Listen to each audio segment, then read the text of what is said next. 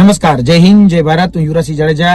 ગુજરાત જોડો યાત્રા અંતર્ગત આમ આદમી પાર્ટીની જામનગર ખાતે એક વિશાળ જનસભાનું આયોજન એ ટાઉન હોલ ખાતે થયું હતું અને ત્યાં જામજોધપુરના ધારાસભ્ય હેમંતભાઈ ખવા ઉપસ્થિત હતા. તેની સાથે સાથે કહી શકાય કે વિસાવદરના ધારાસભ્ય ગોપાલભાઈ ઇટાલિયા પણ ઉપસ્થિત હતા અને ગોપાલભાઈ ઇટાલિયા જયારે પોતાનું વક્તવ્ય આપી રહ્યા હતા અને દારૂ અને ડ્રગ્સના દૂષણ ઉપર જયારે વાત કરી રહ્યા હતા ત્યારે એ સભામાંથી એક શખ્સ, એક વ્યક્તિ આવે છે અને હુમલો કરવાનો પ્રયત્ન કરે છે, જૂતું મારવાનો પ્રયત્ન કરે છે. ત્યારે પોલીસ જે છે એ જે વ્યક્તિને છે કોર્ડન કરી લે છે અને ક્યાંક ને ક્યાંક જે વિડીયો ઉપસ્થિત થયા છે એ વિડીયોમાં સ્પષ્ટપણે દેખાઈ રહ્યું છે કે જે પોલીસ છે એને એસ્કોર્ટ કરી એ વ્યક્તિને સ્ટેજ સુધી પહોંચાડ્યો હોય એવું ક્યાંક ને ક્યાંક દ્રશ્યમાન થઈ રહ્યું છે.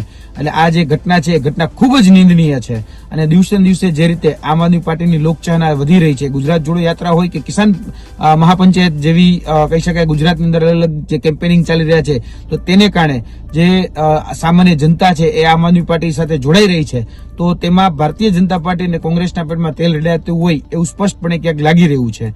એટલે કહેવાય ને કે દુખે છે પેટમાં અને કૂટે છે માથું. એટલે આ પ્રકારની જે ઘટનાઓ જે સામે આવે છે જે ખૂબ જ નિંદનીય છે. એટલે આ ઘટનાને આજે અમે સખત અને કડક શબ્દોમાં વખોડીએ છીએ.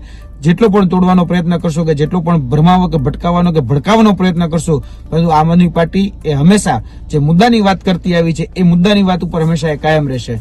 એટલે જય હિન્દ, જય ભારત. અમે તમને આપીશું પણેપણના સમાચાર. જો તમે અમારા નિર્ભય માર્ગ ન્યૂઝ ચેનલને સબસ્ક્રાઇબ કર્યું નથી તો અત્યારે જ નીચે આપેલા આઇકોન બટન પર ક્લિક કરીને સબસ્ક્રાઇબ કરો અને શેર કરવાનું ભૂલશો નહીં.